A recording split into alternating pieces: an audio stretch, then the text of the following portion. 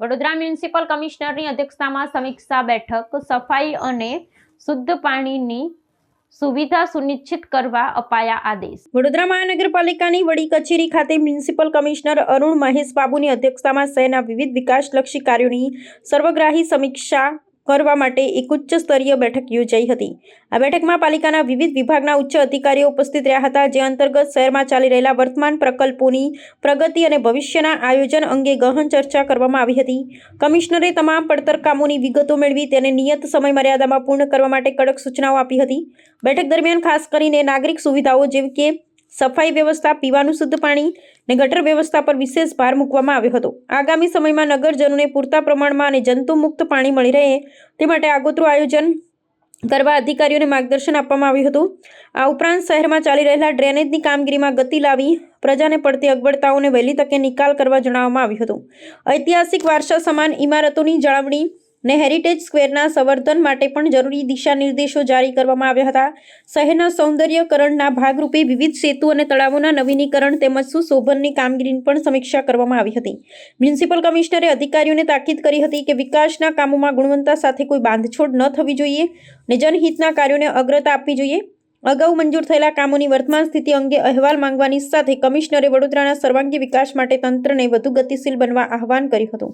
Review meeting છે, એમાં ખાસ કરીને રાજ્ય સરકાર તરફથી પણ જે સૂચનાઓ હોય છે એના આધારે આજે રિવ્યુ મીટિંગ કરવામાં આવ્યું છે। સૌથી પહેલાં એઝ યુઝ્યુઅલ અમે વન ડે વન રોડ જે અત્યારે સ્વચ્છતા ઉપર જે ભાર મૂકીએ છીએ એના આધારે અત્યારે દરેક ઝોનમાં કેટલા રોડ્સની કામગીરી થઈ છે એ બધાને રિવ્યુ કરવામાં આવ્યું છે। ખાસ કરીને સાઉથ ઝોનમાં 55 રોડ્સ અમે અત્યાર સુધી વન ડે વન વોર્ડમાં કર્યા છે। નોર્થમાં 11 રોડ્સ, વેસ્ટમાં 15 રોડ્સ અને ઈસ્ટમાં 11 રોડ્સની અત્યારે વન ડે વન રોડની અંતર્ગત કરી રહ્યા છે। વન ડે વન રોડમાં સફાઈ, ડિવાઈડર ક્લિનિંગ, સાઈડમાં પેવર બ્લોક ક્લિનિંગ, ઘાસ ક્લીન કરવાનું, ગાર્ડન્સની ડિવાઈડર્સ બધું ક્લીન કરવાનું અને આખો રોડની પટ્ટો સાફ કરવાનો છે। જે જગ્યામાં નાની મોટી દબાણો છે એ પણ દબાણ દૂર કરવાની કામગીરી અત્યારે કરી રહ્યા છે। મોટાભાગમાં કેટેગરી એ રોડ્સ અત્યારે અમે સફાઈમાં લીધેલા છે, પછી અમે કેટેગરી બી રોડ્સમાં કરવાના છે, એટલે જે તે ડેપ્યુટી કમિશનર્સની લેવલમાં એની નિગરાણીમાં અત્યારે કામ ચાલી રહ્યા છે। નેક્સ્ટ અત્યારે અમે વોટર લોગિંગ જે જગ્યાઓ છે એ બધાને પ્રી મોન્સૂન એક્ટિવિટી તરીકે આઈડેન્ટિફાઈ કરીને સાફ સફાઈની કામગીરી શરૂ કરીશું। જે બાદ ડાખના ક્લિનિંગ, પ્રી મોન્સૂન એક્ટિવિટીમાં ખાસનું સફાઈ બધુંનું આયોજનના જે કરવા માટે પ્લાનિંગ માટે અમે સૂચના આપી છે। કેચપીટ, રોડ સાઈડ ઝાડ, રોડ્સની અંદર જે મેન્ટેનન્સ કરવાનું છે, ઇલેક્ટ્રિક પોલ્સનું જે સરખું કરવાનું છે, એ બધા જ સાઇટ ઉપર દરેક રોડ વાઇઝ લેવાનું પણ નિર્ણય લીધું છે અને આ કામગીરી પણ ફિલ્ડમાં ચાલુ છે। સ્વચ્છતા સર્વેક્ષણની અંતર્ગત દરેક હેરિટેજ ઇમારતો, પબ્લિક ટોયલેટ્સ, રોડ્સ અને ગ્રોસ ગાર્બેજ વલ્નરેબલ પોઈન્ટ્સ એને સાફ કરવા માટે અત્યારે સૂચના આપી છે અને આપણા ગ્રીવન્સ રિડક્શન મિકેનિઝમ મારફતે રોજ અમે કોલ્સ પણ કરીને પબ્લિકની ફીડબેક પણ લઈ રહ્યા છે। સારું ફીડબેક છે, એમાં અત્યારે સ્વચ્છતા ઉપર જે કામ ચાલી રહ્યા છે એના ઉપર વધારે ભાર મૂકીશું। સિટીની અંદર પાણીનું ઇશ્યુઝ ના રહે એના માટે વોટર ડિપાર્ટમેન્ટને આજે રિવ્યૂ કરવામાં આવ્યું છે। ખાસ કરીને વોટર સપ્લાઈઝ, પ્રેશર અને કન્ટામિનેશન, આ ત્રણ ઇશ્યુઝમાં કંઈ ઇશ્યુઝ ના આવવું જોઈએ। ટાઈમલી ક્લોરિનેશન અથવા સુપર ક્લોરિનેશન કરવાનું સૂચના આપી છે। અત્યારે ગરમીની સિઝન છે અને બોર્ડ એક્ઝામ્સનો સમય પણ છે, એટલે પાણીની અછત કોઈ ના આવવું જોઈએ અને આવતું હોય તો સેમ ડે એનો નિકાલ પણ કરવા માટે અત્યારે સૂચના આપી છે। એટલે દરેક ward engineers, ward zonal officers અને ડેપ્યુટી કમિશનર્સની સૂચના કર્યું છે। વોટર કન્ટામિનેશન માટે હવેથી અમે ક્રોસ સેમ્પલ્સ પણ લેવાનું શરૂ કર્યું છે। દરેક વોટર ટાંકી અને ડિસ્ટ્રીબ્યુશન સિસ્ટમ્સથી અમે વધારે વોટર સેમ્પલ્સ લઈશું। ફૂડ ડિપાર્ટમેન્ટ મારફતે પણ જે ફૂડની સેમ્પલિંગ લેવાની છે એ પણ કરીશું। આવનારા દિવસોમાં ફૂડ ડિપાર્ટમેન્ટ દ્વારા પણ ક્રોસ કન્ટામિનેશન થાય છે કે કેમ એની પણ સેમ્પલ્સ લેવા માટે સૂચના આપી છે, એટલે આવનારા દિવસોમાં વધારે સેમ્પલિંગ લઈશું। એક ફૂડ ડિપાર્ટમેન્ટ અત્યારે ગરમી છે એટલે ફૂડમાં પણ અડલ્ટ્રેશન ના થાય એ ધ્યાને લેતા ખાસ કરીને ડેરી પ્રોડક્ટ્સ, આઈસ્ક્રીમ, દૂધ, છાશ અને પનીર એમાં પણ ચેક કરવા માટે સૂચના આપી છે કે ફૂડ ડિપાર્ટમેન્ટ દ્વારા કરવામાં આવશે। પબ્લિક ટોયલેટ્સમાં પણ સાફ સફાઈ ટાઈમલી રીતે થવું જોઈએ અને મેન્ટેનન્સ થવું જોઈએ, એ બાબતમાં સફાઈ માટે ઇમ્પોર્ટન્સ આપવાનું કીધું છે અને આવનારા દિવસમાં જે જાહેર શૌચાલયો બની રહ્યા છે એમાં પણ વેગ આપીને વધારે પબ્લિકની સુવિધા આપે એ દિવસનું કામગીરી કરવાનું છે। આવનારા દિવસોમાં જલ સંચયમાં પણ અત્યારે ગરમી છે એટલે જલ સંચયમાં મેક્સિમમ વોટર હાર્વેસ્ટિંગ સ્ટ્રક્ચર્સ આ સમરમાં બની જાય એ દિશામાં કામગીરી કરી રહ્યા છે। અત્યાર સુધી almost 4000 plus water harvesting structures અલગ અલગ VMC દ્વારા, અલગ અલગ સોસાયટીઝ દ્વારા, NGOs દ્વારા બિલ્ડિંગ પરમિશન્સ આપતા વખત compulsory water harvesting structure, schools, colleges, societies બધા જગ્યામાં કરી રહ્યા છે. એનું ડેટા એન્ટ્રી પણ અત્યારે ચાલી રહ્યા છે. અમે ઈચ્છીએ છીએ કે maximum to maximum water harvesting structure સિટીમાં બની જાય, જેથી કરીને વરસાદ આવે, વરસાદની પાણી નીચે ઉતરે અને વોટર ટેબલ સારી રીતે પાણી મળી જાય એ દિશામાં કામગીરી કરી રહ્યા છે. પ્રધાનમંત્રી આવાસની જે ડીપીઆર છે એમાં 12 ડીપીઆર બનાવવાની વાત હતી. એમાં અમને લગભગ 6,000 પ્લસની ટાર્ગેટની ડીપીઆર બનાવીને સરકારમાં મોકલ્યું છે.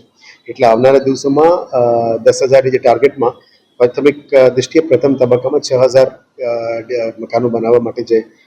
અને આવનારા દિવસોમાં 2500 યુનિટ્સ માટે પણ અત્યારે પ્લાનિંગ હાથ ધરી છે.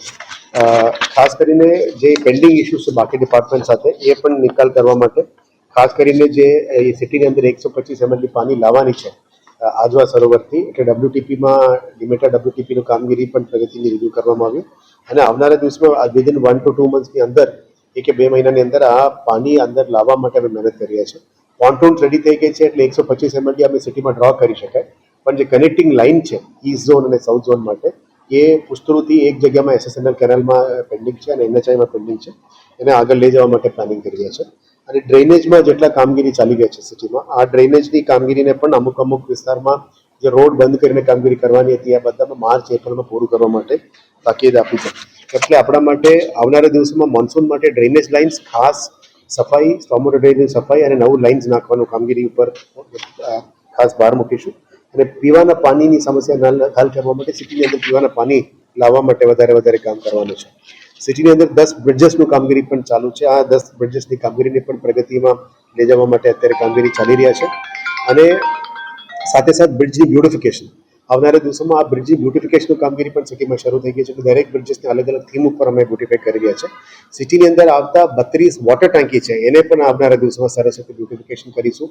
વડોદરાના art, culture, heritage, environment, water કન્ઝર્વેશનના તમામ થીમ્સ ઉપર કરવાના છે. અને જે પણ રોડ્સના લીધેલા છે કામ, નવા રોડ્સની કામગીરી પણ શરૂ કરી દેવામાં આવી છે.